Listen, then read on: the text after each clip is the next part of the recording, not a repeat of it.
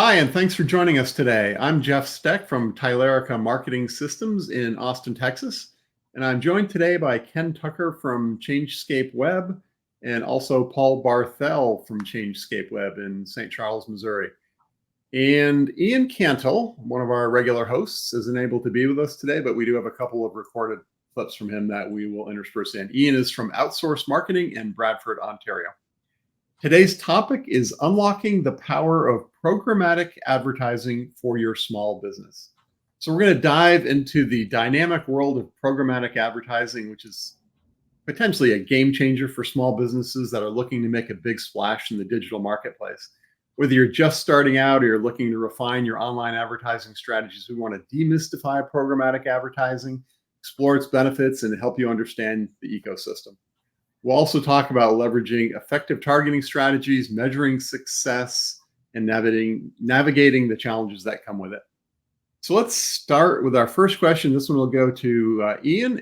Let's start by demystifying programmatic advertising for our audience. So Ian's recording is about explaining what programmatic. I'm going to have a hard time with that one today. Programmatic advertising is and how it works. So, programmatic advertising is radically different than traditional ad buying in that it involves negotiating directly with publishers for ad space. It also differs from regular digital advertising that exists on many of the platforms like Facebook, Instagram, or TikTok, although a lot of platforms now have mild versions of programmatic advertising. But to understand really what programmatic advertising is, you need an analogy, and I think an analogy like this one works really well. Think of programmatic advertising like having a really smart robot sell lemonade from your lemonade stand. You want to sell as much lemonade as possible. That's your goal, but you don't have the time to figure out who actually wants the lemonade and when do they want it. So you ask the robot for help. Now, the robot watches people as they walk by, learning who likes lemonade and when they are most likely to buy it. And maybe it even notices that certain people, like joggers in the morning, are really thirsty, or parents at the park are looking for drinks for their kids in the afternoon. Then, instead of shouting to everyone, hoping the right people hear you, like common advertising platform methodologies, the robot quickly puts up little digital signs, like online ads, that only those thirsty joggers and park-going parents will see. It's super fast and it keeps changing the signs based on who's walking by at that very moment. In real life, programmatic advertising is like that robot. It's a way of using computers and data to automatically decide where and when to show your ads online. These computers analyze lots of information about people browsing the internet. What are they most interested in? What are they searching for? Or what websites do they visit? And then they place your ads where the people are most likely to be interested in your product will see them. This happens in a split second every time someone loads a web page or an app. So that's a really good analogy, I think, just in layman's terms of how programmatic advertising works. It automates the process of buying, placing, and optimizing your digital ads. It uses software and algorithms to purchase the ad inventory across numerous ad platforms and websites. Advertisers bid on ad impressions in real time through ad exchange and ad networks. The data is used to target specific audiences and optimize your ad delivery. Programmatic advertising really streamlines the ad buying process and improves the efficiency of it. It reduces manual effort, it reduces human errors, and programmatic advertising provides better targeting capabilities and audience insights. And it allows you really granular control over your ad spend and your budget allocation. And it also helps enable real-time optimization and campaign adjustments. And it uses machine learning and artificial intelligence for better ad performance. So there's lots of really great potential and prospective opportunity for you as a small business to use programmatic advertising. And this is a great topic. Thanks, Ian. So for me, if I unpack that a little bit, I think there's a lot in there, and a couple of the key points are that the degree of targeting you can do is much, much more sophisticated than, say, a simple Google or Facebook ad. And also the number of places your ads can go are much, much broader. So, Paul, Ken, anything you want to add on that question? Yeah, I guess I still think, it still doesn't replace the intentionality that you can do with Google pay-per-click search ads. But it's a great complement, and and can be a very cost-effective alternative or supplement, either one. Yeah, I think you look at the funnel, the typical buyer's journey funnel, and you go from brand awareness at the very top. I think programmatic can be great in brand awareness, and then based on some of the behaviors, maybe a little more mid funnel. But you're right, something like Google search, that's very intent driven. Or at least it Um, should be. at least it should be. Yeah, and so again, these things work in concert. We talk about building marketing systems. It's not just any one thing, but it's about all the arrows in the quiver and how they work together. Yeah. Paul, anything you want to add? No, not really, because you have a question for me that's going to kind of address some of Yeah, I that. was going to say, I know we're going to get into it a little deeper later. So, we ready to go on to question 2, Ken? Yeah. That one's for you then. So, what are the key benefits of programmatic, or I got it right that time, advertising for small businesses? Yeah. Well, as both you and Ian talked about, it can be a cost-effective solution because you're not broadcasting to the world and exposing, your ads to just anybody who could come by and click on it, whether they're really realize the intention of what you're trying to get them to do or what they want to do or not. So that's good. There's obviously a level of efficiency here once you build the campaigns. From a high level perspective, the actual ad buying and all of that is automated and is taken care of for you. As a result, I think there's implied scalability there that's a potential. From a targeting perspective, there are lots of targeting criteria that can be used, and I think we're going to get into that a little bit later. What's nice though about that is, Jeff, as you said, at the top of the funnel, when you're trying to build that awareness, that targeting comes into play to increase visibility and brand awareness, maybe nudge people to the point where they start to develop that curiosity and want to learn more about the business and start moving down the buyer's journey. And I think that's really, one of the powerful things. Obviously, this is all driven by data and a lot of data crunching to make this all happen. It's really common. A lot of small businesses, you can have the best SEO program on the planet for that business. You can be running really effective Google search ads at the bottom of the funnel that are intention oriented, where you're really getting the max value out of that ad spend. At the end of the day, that still may not generate enough traffic to build enough leads that's going to satisfy that business's appetite, desire, or need to grow. And so you need to have a traffic source that is putting people and getting people to your website to start that buyer's journey if they're not ready to, even if they're not ready to make that buying decision yet. And I think programmatic can be a really great solution for that. So it's really common. I mean, you can't remarket to people if they never come to your website. If you're remarketing, if you're using, for example, Google's remarketing strategy, right? You can with Facebook if they come to your website as well. But if they never come to your website, you can't remarket to them. So you've got to get that initial traffic there. And I think that's really kind of an, that's the thing that I think most people have a really hard time understanding. Sometimes even if it's not intentional traffic that's ready to buy, it's still valuable traffic. And you've got this whole process of, we talk about this a lot. I know, Paul, you and I, the assisted conversions where, look, you got to get that one thing to get people to raise their hand. It could be social media. It could be, running programmatic ads, which typically are display ads, across the web. But you got to get them onto your website first before you can really start to get them hooked and get them to want to learn more about your business and take action. So, yeah, I mean, I think those are kind of the big highlights that I see. Mm-hmm.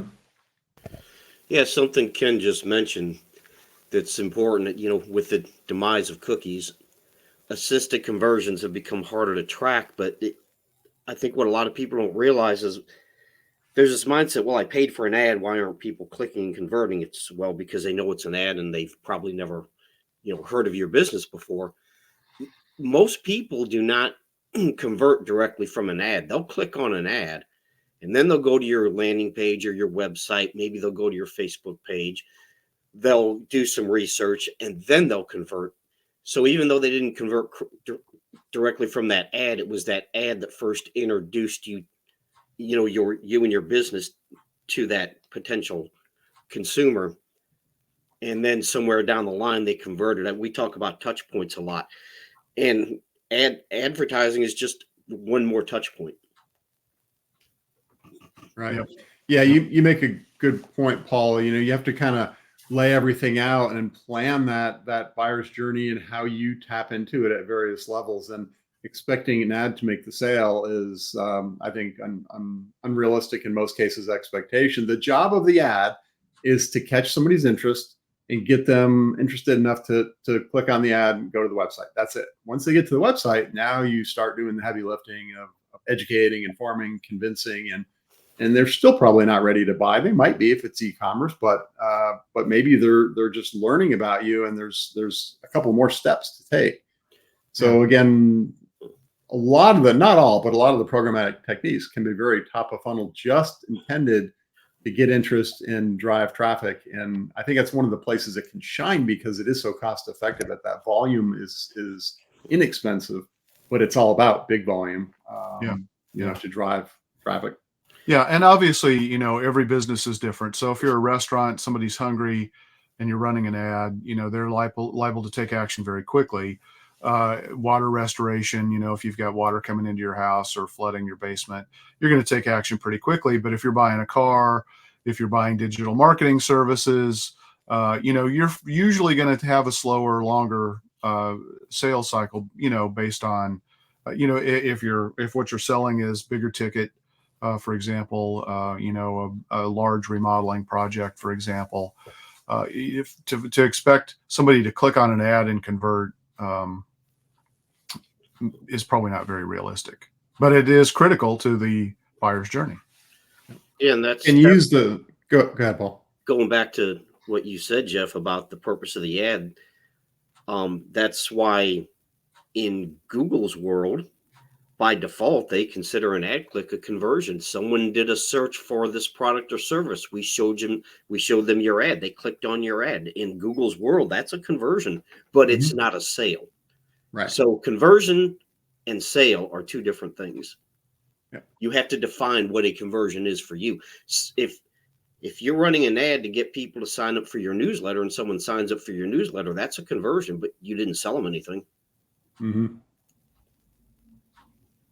Yeah, I think Ken used a couple of examples that can highlight some of the differences and powers of programmatic ads, even programmatic. So restaurants, restaurants may be one where top of funnel is all you need, right? If you're doing, I know you're going to talk about different targeting strategies in a minute, but if you're trying to catch people that are driving by your restaurant around dinner time, for instance, that may be all you need. They passenger in the car has the ad pop up on their phone when they're just, on their phone looking at stuff, enjoying the ride. Then all of a sudden, hey, let's go there. Yeah. But the emergency plumber, a brand awareness, very high top of funnel, just showing people that ad all the time, maybe it doesn't make as much sense. That's maybe where the Google search intent is more appropriate. So so before we go to targeting, let's go to Paul and let's explore the programmatic ecosystem. So Paul, can you explain the different components involved in programmatic advertising? Yeah, I'll try not to go too deep in the weeds here. Because this is where I may diverge a little bit. SEM Rush, I think it was late last year. They actually did a really good article on programmatic advertising. And so let's start with, you have your ad exchanges where ad inventory, and I think you can kind of explain that, where it's bought and sold in real time. And Google search does use programmatic advertising. You may not realize it, but that kind of is what Google search is, not display ads. And I'll explain the difference in a little bit, but you have the supply side platforms where this is publishers are where you're placing your ads on someone's website or in their app. So let's say you go to Google search and you say, I want to place an advertisement on this. So let's say it's home improvement, and you say, okay, I want to place ads on this old house. Well, this old house is a supply side platform.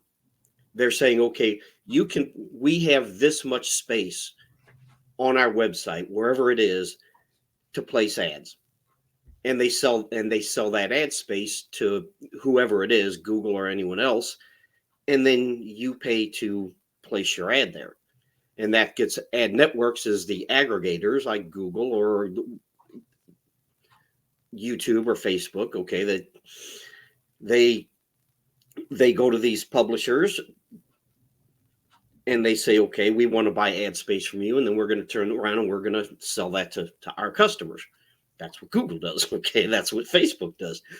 And then this is where I think it's easier for people to understand if you think about it in the context of Google, is that Google is an ad network. They are an ad server. They have a verification process. They are a data provider. They provide data about your ads, your click-through rate, your impressions, your clicks, your conversions if you set that up. So that's really what the ecosystem is. And SEM Rush said something, and I looked it up while I was sitting here talking, that what they said is they made a point about the difference between programmatic advertising and display ads, such as the Google Display Ad Network, is that where, programmatic ad buying involves multiple platforms to run a campaign, all kinds of different platforms, whereas a display ad relies on a single ad network for that process. And that's true even within Google, where if you're running display ads, it runs on their display ad network.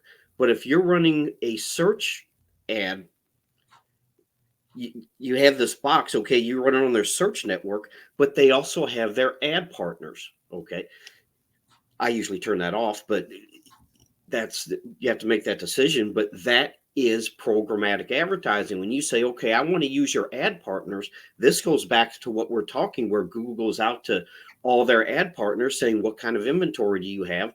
I want to buy X amount of inventory on this platform or that platform or this app. And then they turn around, and that's what you're doing when you say, I want to use your Google ad partners. That's exactly what you're doing. At that point, that's where you're entering into the programmatic advertising on Google. It's just that Google is doing everything for you behind the scenes, and you don't have to directly deal with any of it. Mm-hmm. Did I confuse everybody?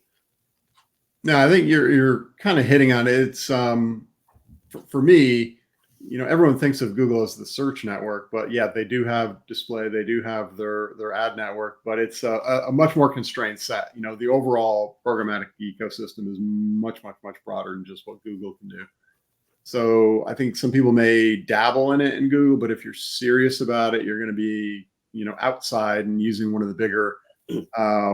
Really, it's there's some, and we don't want to scare everybody by saying, oh, this is really complicated with ad exchanges and demand side platforms and supply side platforms and data management platforms and machine learning. No, I mean, there are places you can go to make it easy and get all that in one, but there are a lot of moving parts because it is a lot broader system. Most small businesses I mean, maybe I'm wrong, but I think most small businesses aren't going to be directly dealing with Mm-mm. programmatic advertising. And that's why I brought up Google, because you're right. Google is a constrained version of the entire programmatic advertising ecosystem, but they do use it. And it might be an easier way for people to wrap their brains Wrap their around heads around. the whole Yeah. thing. Yeah. Because it does get a lot broader. And I think maybe the next question we're going to go to in a minute, I think maybe I put those out of order.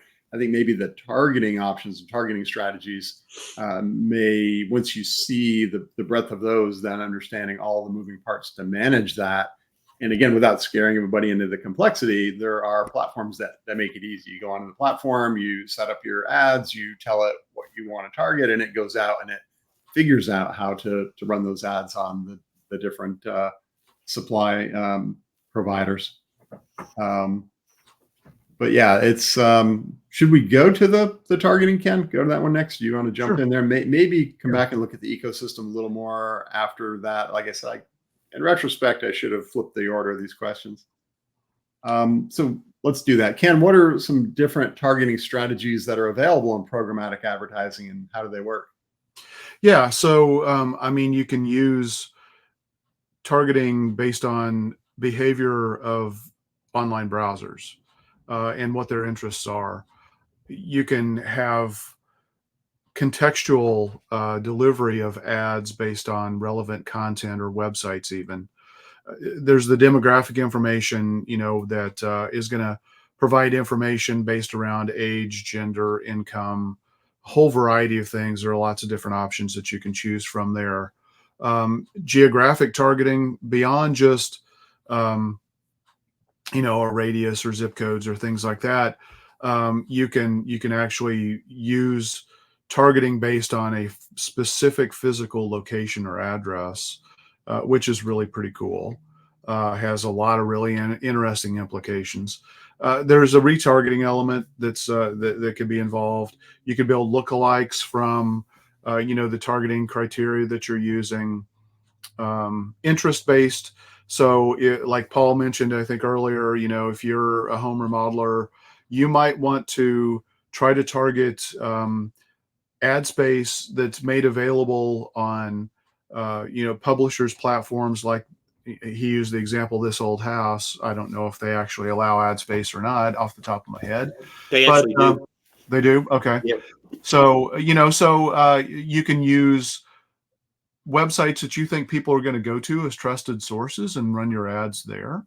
You can target by device, mobile or desktop. You deliver in-app ads only, where the ad is only going to run when somebody fires up a set of apps, a number of a set of apps that you choose to use. You can use time-based criteria. And then, obviously all of these platforms buy data from third-party sources. So that's available as a component as well. I would like to kind of jump in and talk a little bit about the nuance between display ad targeting and maybe programmatic, because, we've got some technology that we use, for example, on display ad targeting, that we can go back and if we've captured the phone advertising ID, which is turned on by default, by the way, if you have your GPS settings turned on, advertisers know where your phone has been. They don't know who that phone necessarily belongs to, because that information is not shared, but they know that phone was in a particular place. We can actually upload a list of locations and run ads, to those folks. So a great example would be, a car dealership, or even a restaurant. If you're a Mexican restaurant and there are 10 other Mexican restaurants within easy driving distance, where people would likely say, okay, well, that's not too far to drive. Yeah, let's check that out. You can actually use the customers of your competitors to build an audience to deliver in-app mobile display ads. So I don't know if that's, honestly, I don't know the answer to this. Maybe you guys do. Is that programmatic, or is that just an element of a particular display model? I would say it's more of the programmatic. That's One of the what I always distinctions I use is the sophistication, right? the Yeah. sophistication level of the types of things you can do. I mean, yeah, Google ads, Facebook ads have retargeting. They have lookalikes, but when you get into the really sophisticated Yeah. layers, almost all the layers of things, Yeah. used to say, if you want to target your ads to people between 25 and 35 that have dogs and drive Volvos and like yogurt, you can, right? Yeah. Right. Because of all those extra layers, the targeting you just don't get with the more basic Right. platforms. And people aren't going to reveal that information when they're doing a Google search to trigger a Google search ad. Right. And in fact, I think the Google and Facebook they're targeting, while they may have some of those things, it tends to be more broad based, general interests, not Yeah. specific past behaviors. Yeah. Um, Yeah. yeah.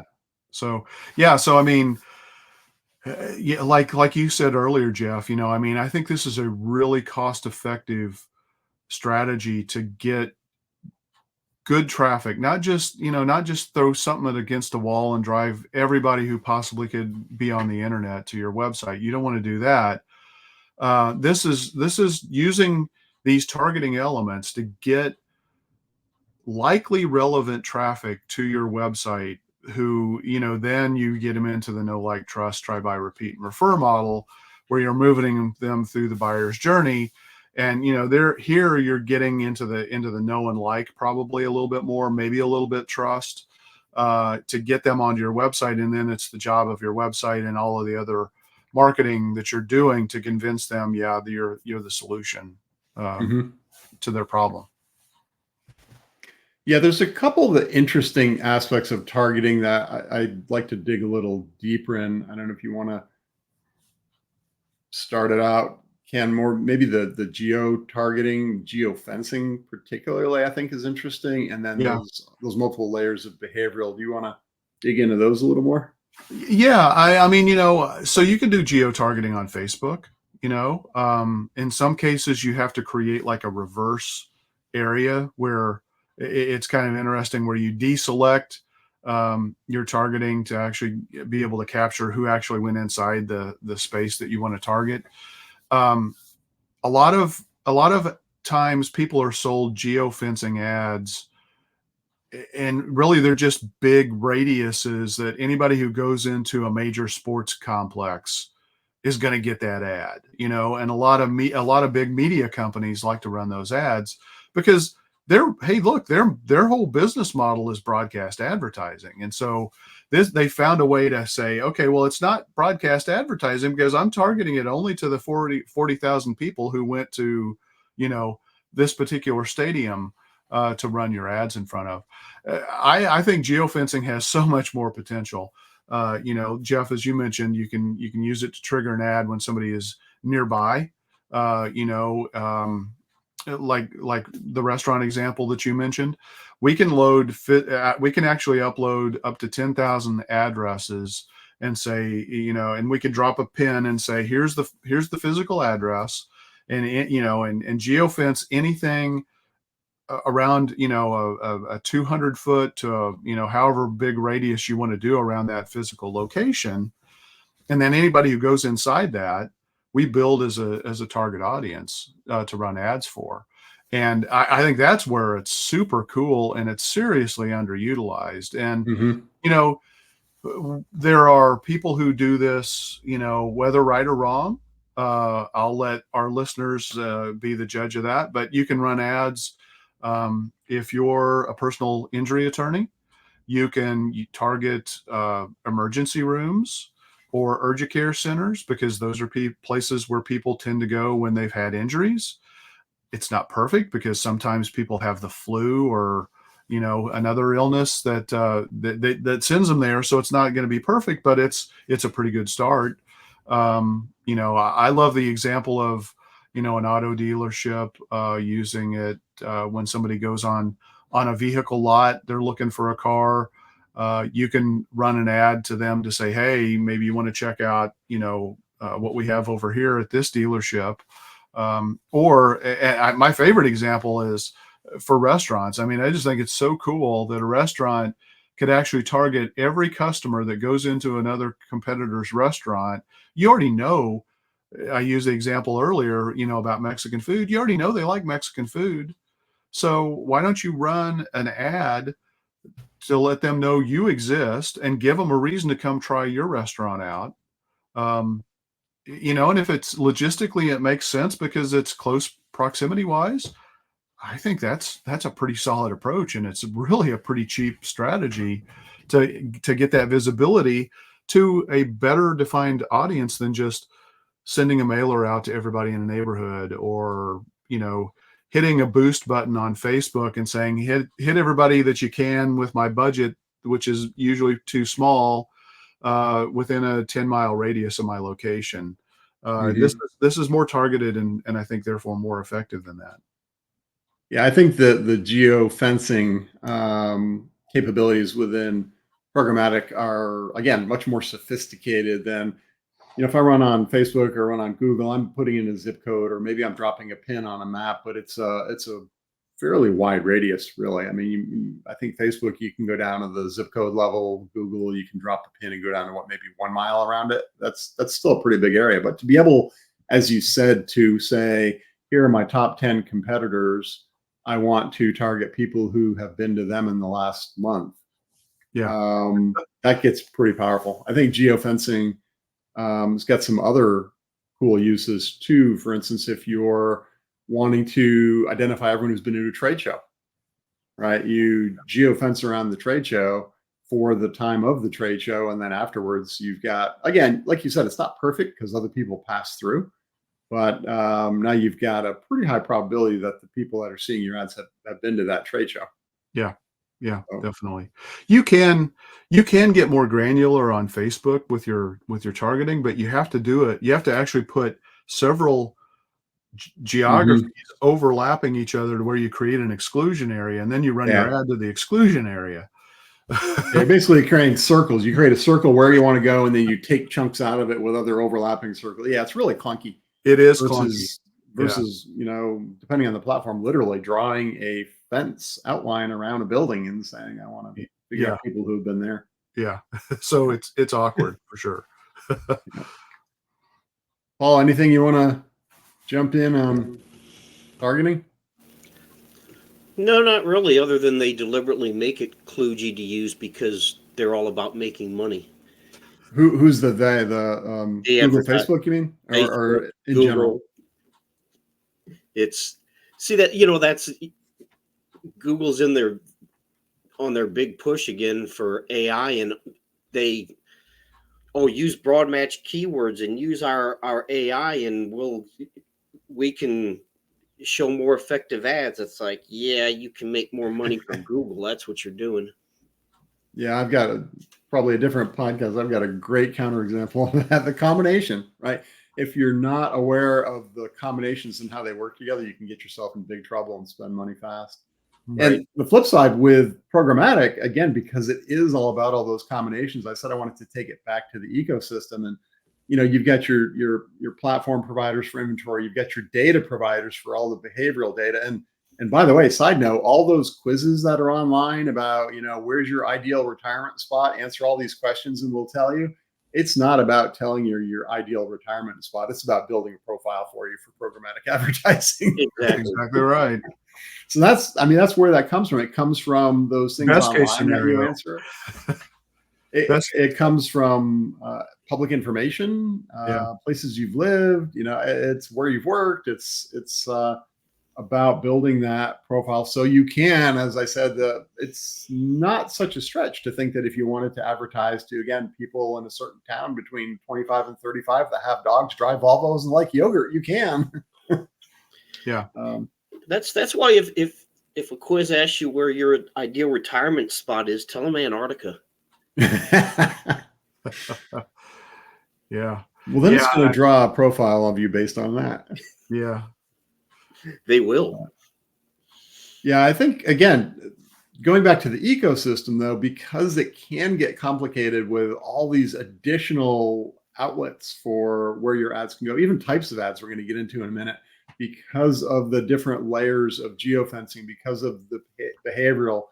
Ken, you mentioned contextual. So again, contextual is, if I'm a remodeler And to go back to Paul's example, then if somebody's looking through this old house, maybe that's a good place because of the context of what they're looking at to put in my ad for a remodeling firm. And it's not just remodelers, obviously, or exact matches, but just saying based on the context, could be an article on remodeling in, a flying magazine or something, right? Yeah. But right next to that article, if there happens to be an ad slot available, then your ad could, your ad here. Yeah. I mean, anything lifestyle, really, Yeah. better life, brighter smile, all those kinds of things, retirement locations, travel desires, my gosh, I mean, that's, really going to be fueled well by programmatic advertising Yep. strategy. So now, again, I keep saying I want to take it back to the ecosystem. Let me do it, and then we can move to the next question. It's, I don't want to scare our audience, right? I want you to think there's all these avenues that are open. Oh my gosh, I can target my competitors' restaurants and shows. Oh my gosh, can target people that have been to trade shows. I can be very, very granular in my behavioral targeting. I can be very specific where my ads get shown contextually. That doesn't mean that you should be scared to do it because it's complicated, right? All of these ecosystem platforms, these different moving parts, you may not want to do it yourself. If you do, there are platforms that kind of tie it all together and allow you to. You may want to, bring in somebody that has expertise doing that. But just because it's sophisticated, just because it's complicated, doesn't mean, it's not for you. It means you maybe need to do a little bit of homework or involve somebody else to help you do it. Yeah, you're probably going to have to use more than one platform because, so going back to Google, they do use programmatic advertising, but you can't geofence with Google. So Right. You're going to have to use a different platform to do that. Yeah. All right. Should we move on? Sure. So that's targeting strategies. We're going to go back to Ian for a question on what are the different ad formats that are available in programmatic advertising and when are they most effective? So there's 10 main ad formats available in programmatic advertising, and they're all most effective at different times for different purposes. And there's also different channels that you would find these on. So let me share with you the top 10 different ad formats available for programmatic advertising. I'll also give a bit of a description for each one, when it's most effective, and which channels that you would do these on that are most popular. Number one is display ads, and these are banner or image-based ads shown on websites. These create brand awareness, they're good for retargeting, and they offer a broad reach. The best platforms for these, or the most popular ones, are Google Display Network, The Trade Desk, and MediaMath, and of course there's others out there as well, but those are the most popular ones. Number two, video ads. These are short video clips that play before, during, or after video content. They're really great at storytelling, creating emotional engagement, and for brand campaigns. And some of the most popular channels are, of course, YouTube, Hulu, Brightroll. You even see these on Prime Video now. Great for getting exposure. Number three, native ads. And these are ads that match the look and the feel of the media format where they appear. So it creates seamless integration with content. It's very non-disruptive for the user experience. And some of the biggest platforms for this are Taboola, Outbrain, and ShareThrough. Number four, mobile ads. And these are ads that are specifically designed for connecting with mobile devices and people that are using mobile devices, including smartphones and tablets. Of course, the best thing they're good at is to reach a mobile audience because you can target them specifically. You can also do geo-targeting, which is very cool, where you can say, hey, if somebody's been to this trade show or are currently at this trade show or at this store, I want to present ads to them even after they've been there, which is very cool. So you can really do some highly specific geo-targeting. Some of the biggest platforms for this are AdMob, Unity Ads, MoPub. The one I really like is called Ground Truth, just because it's a little bit more cost-effective and accessible. And number 5, social media ads. Should be no surprise what these are, but these are ads that appear on social media platforms, and they can include text, images, videos. They're great at engaging with people on social networks, right? That's where the people are spending time. You might as well hit them with some ads there. And it's great for leveraging social interaction. So some of the most popular ones are, of course, Facebook ads, Instagram ads, LinkedIn ads, Twitter ads, TikTok ads.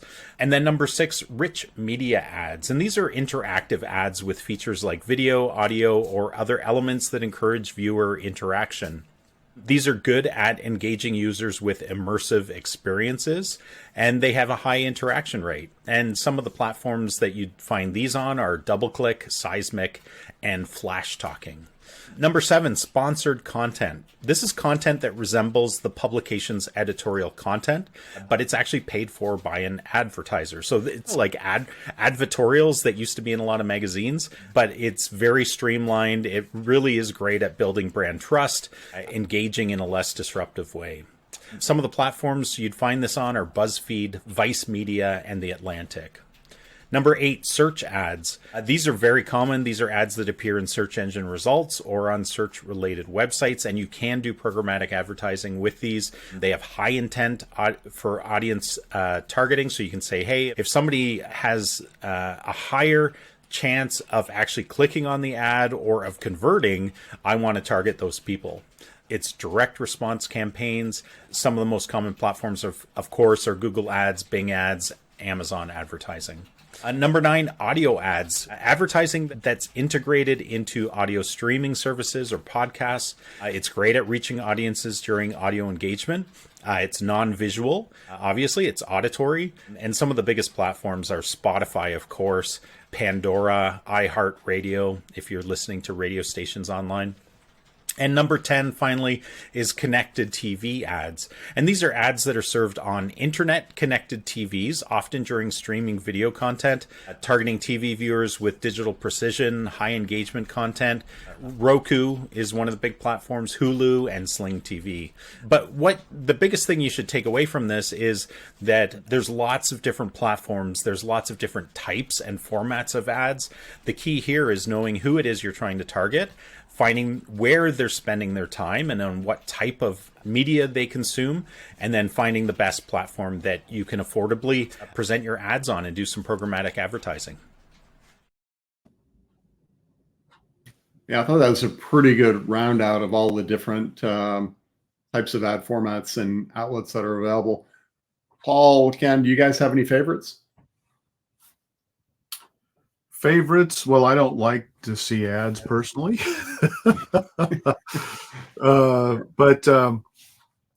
Yeah, I mean, again, my favorite is just the opportunity of what you can do with geofencing and mobile ads. I mean, I just think that that's so cool and so under-tapped that that's what gets me excited about all of these. But they all have their place for sure. Mm-hmm. Display ads are great too. I mean, again, the traditional banner ads, they've been around for a long time. Because they've been around for a long time, it tells me that, they frequently do work, but you have to put a little bit of thought and effort behind them for sure. Yeah. Paul, how about you? Any favorites? Yeah, I don't really have any favorites. I guess what I'd say is that I don't click on ads.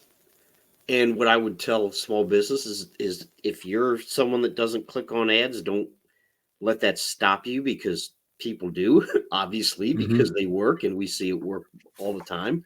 So I think that's and it's not just, it's anything. You get outside yourself, because if you're saying, well, I wouldn't do this, I wouldn't click on an ad. Well, I wouldn't either, but a lot of people do. So don't let that stop you from trying different platforms and seeing what works for your business. Yeah, there's also, and I agree, if I see, especially on Google, if I see an ad and then right underneath it, I see the organic, I'll go to the organic, because I know if I click on it, it's costing that company money. But you're right. Don't say I'm never going to advertise because I would never click on an ad. A lot of people would, and it may be a valid way for reaching them. But even if they don't, you've taken up an ad slot from somebody else, one of your competitors that could potentially be showing. So while I click on the organic search result, the ad slot, it's not having a competitor in my face either. So Yeah. It is important to realize, that we live in an era where most people now are starting to recognize that an ad is an ad, and they choose to, if they, like you said, Jeff, if there's an alternative, easily on map result or Google search or whatnot, then they might go there. But if they feel like it's an ad, they may shy away from it intentionally or even very strongly. mhm. So you need to realize it when you're running ads, but again, you're going to lose 100% of the opportunities that you never get yourself in front of, right? So Right. part of this whole strategy is you've got to get yourself in front of the most logical places that your likely ideal customers are going to be. And so this is really part of that equation. Yeah, I think Ian hit on that toward the end of his clip where he talked about, of course, take it back to your ideal client. You make sure it's consistent with your strategy. And I would go further and say, make sure the messaging of your ad is consistent with your overall brand and your overall messaging and what you want people to do. But yeah, you gotta figure out your ideal client audience and how to connect with them. This is just another set of ways to do it. For me personally, for my own question of any favorites, I have been intrigued and I've run a little bit of online video advertising. It's a little different animal in as much as the production value has to be very high. It's kind of interesting when we put videos up for web use, we want to make them compressed, right? But for online advertising, they've got to be, high resolution 4K. They're very high production value. So there's maybe a little bit of cost of building the ad, but my gosh, the amount of volume you can run inexpensively, I think it works out to like 3 cents per impression. So, on $1,000 budget, you're buying, what's that, 30,000, 33,000 impressions. And again, it is brand awareness, so it's top of funnel oriented. But to get that kind of reach for that kind of budget, it goes pretty far. It's very attention getting for sure. What's interesting too is I've noticed a lot of people are starting to put QR codes in because, Mhm. especially if you're doing a streaming, you can actually pause that, and go click, go scan the QR code and go visit the website, Yeah. and also, you know, uh, Walmart, just bought Vizio TVs, and everybody's like, why in the world would they do that? It's because they want to have a delivery platform for ads, like Amazon gives you the ability to click, and go right to Amazon's website when you're using like Freebie, their free solution, based on the ad that you're running. So Mhm. that's going to be coming even more. Yep. One thing I'd say about we talk about the top of the funnel advertising and it's inexpensive, but it doesn't necessarily convert. I'd just keep in mind that no one can do business with you if they don't know you exist. Right. And there's, that number of touches that's gone from 7 to 15 to 50 in some cases. It can be a bunch of those touches, right? Yeah. So, Cost effective touches. yeah. Should we move on to the next question? Sure. All right, Paul, this one's for you. What are some key performance indicators and metrics used to measure the success of programmatic advertising campaigns? The same as any other digital advertising campaign. So, it is. That's what we're talking about. So, impressions, which is the number of times your ad is shown, clicks, the number of times that someone clicks on your ad, which is how you calculate click-through rate.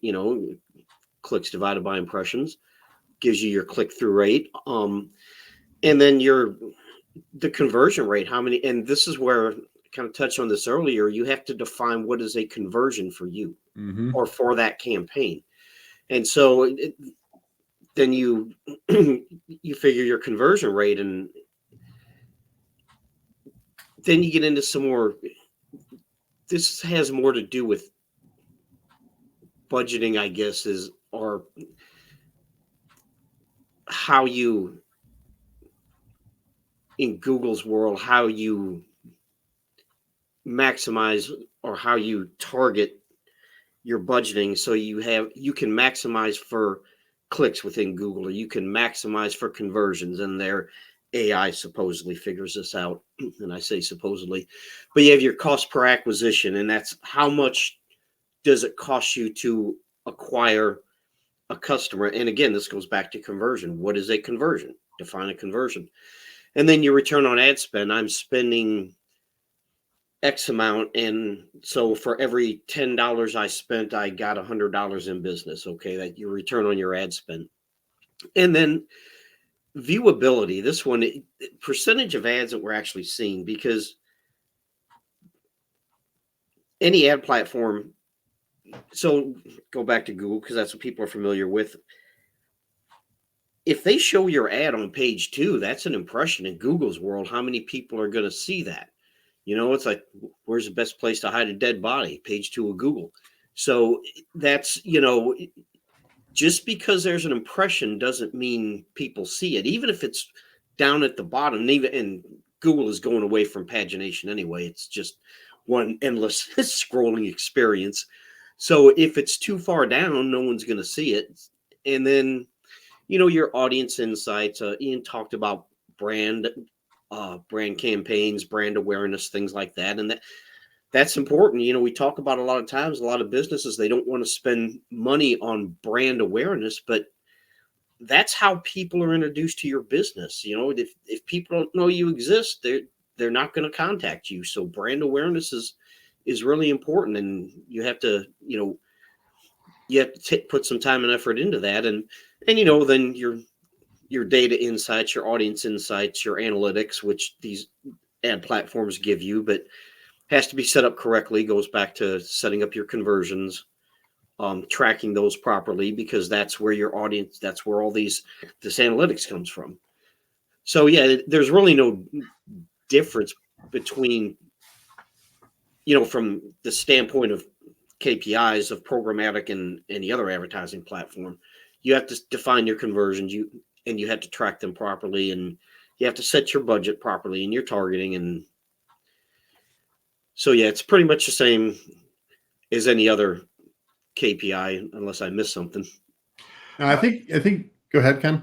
Well, I was just wondering about share of, the overall share of the ad space available. What's your share? I mean, maybe you talked about it and I missed it, but if there are 100 slots available per day, just for simple math, and you're able to run your ad based on your budget and your targeting criteria, 20% of the time you're getting 20% of the overall share of that ad space. I would think that that's got to be something that you would want to measure and track, partly because you want to make sure you're getting visible enough. You don't want to get too visible, because then there's banner blindness that can kick in, where if people see your ad too much, they immediately start to tune it out because it's no longer new and fresh.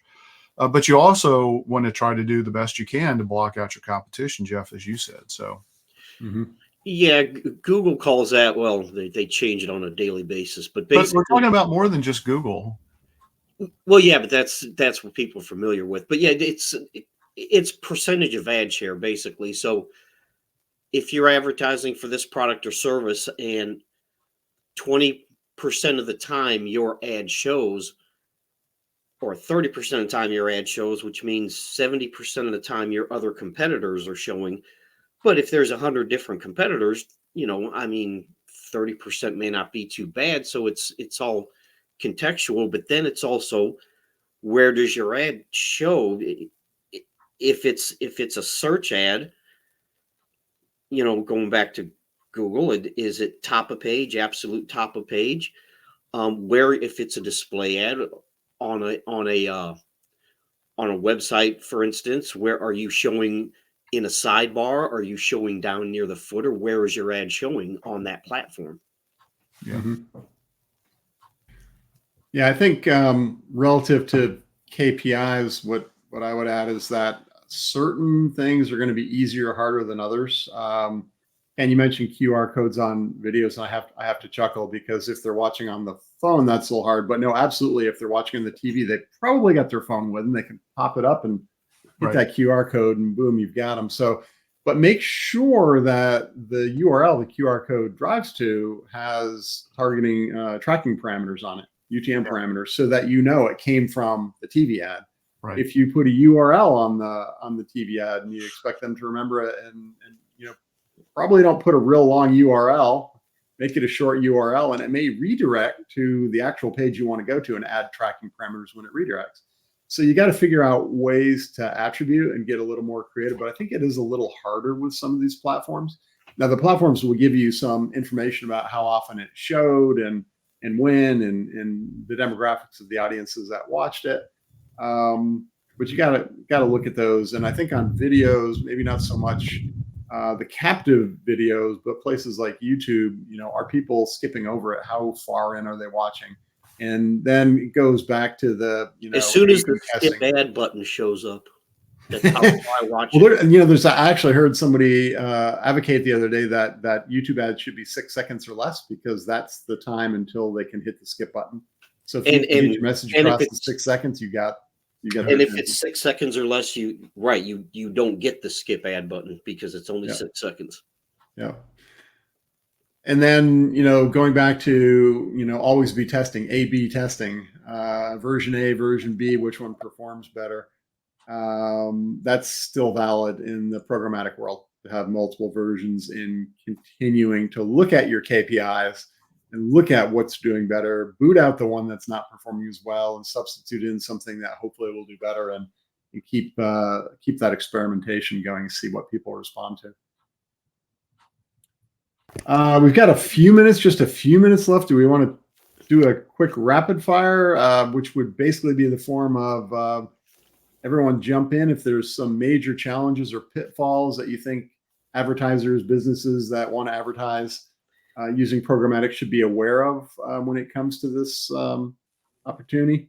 Well, one thing I would add, going back to what you just talked about the A/B testing and testing different formats and different headlines and different descriptions, different whatever, that's called ad management, and that costs money. Okay. And I think that's something a lot of times that advertise, if a small business is paying someone to run ads for them, and there's this ad man, if you really want to do this A/B testing and you want to run ads for the different stages of the buyer journey, which you should, but that costs money, and a lot of small businesses can't really afford that. But ad management is not free, and the more ad management you want, the more that's going to cost. Mm-hmm. I don't think it's as a matter of small businesses can afford it or not. I think it's the fact that they don't think that they need it, which I think is a big mistake. I mean, honestly, if you're going to be running ads and you're not managing the ads, you might as well just pour money out your window, because you're going to get a lot of wasted click. Yeah. Are you going to get lucky and you're going to get some business? Sure. But yeah. And the other thing is, you've got to set realistic budgets. Again, just because these may be cost-effective alternatives to other ad strategies, Google search ads or Facebook ads or whatever, you've got to look at it from a budgetary perspective. And, honestly, you might have to make a choice. Do I run ads? Do I invest in SEO? Do I invest in search ads? You may have to pick and choose between what's going to get you the most bang for the buck. Overall, to the extent that you can be omni-channel, to the extent that you can have, all of these running, that's fantastic. But again, you start to get into levels of complexity, because now you've got programmatic running, you've got Google search running, you're trying to do Facebook posting, you're trying to write content for SEO purposes and user engagement and interest. And, and so I think people just need to be pragmatic about this. But if you're going to do it, give yourself a fighting chance to have success by giving yourself enough budget, which includes budgeting for ad management. Mm-hmm. Yeah, the things you need to pay attention to, I think there's a few more of them with programmatic. You need to pay attention to where your ads are going. You need to monitor that. There may be some websites you don't want your ads being shown on, right? So you need to pay attention to the inventory quality and what's showing where, and then maybe make some adjustments. You need to, make sure your creatives are matching up with things. You need to have multiple creatives in, especially on the video side. Creatives are going to be a little more expensive. Um, and you need to worry about ad blockers, right? Pay attention to your audience and are you getting through? So there's a lot that goes on. Platforms will help. If not, find an expert. Well, and then there are human ad blockers, and there's also, Like Paul. subscription based, ad blockers that are kind of naturally there. I mean, you pay for a premium version of a digital streaming platform. You do that so that you don't have to see the ads. Mhm. So you have to factor all that in. To that point, a lot of them will still show a small amount of ads at the beginning. So it doesn't mean that the streaming platforms won't work because people are all paying for premium. A lot of people don't pay for premium, and even if they do, they may see ads at the beginning. Yeah, which is becoming more and more popular. Yep. Even for premium. This is a good place to Pay wrap. for premium. This is a good place to wrap up. Yeah, I think so. Yeah, I think so. We're coming up. We're on an hour here. All right. Well, thanks, guys. Appreciate you sharing your insights. I want to thank the audience for joining us today, and we hope you found this topic valuable. Feel free to reach out if you have any questions, if you need any help. If you did find the topic valuable, please share the link with it to other businesses who could benefit. And also be sure to follow us or subscribe to our podcast on any of the major podcast platforms. And there they are, Apple, Spotify, and all the majors. Until next week, keep calm and market on.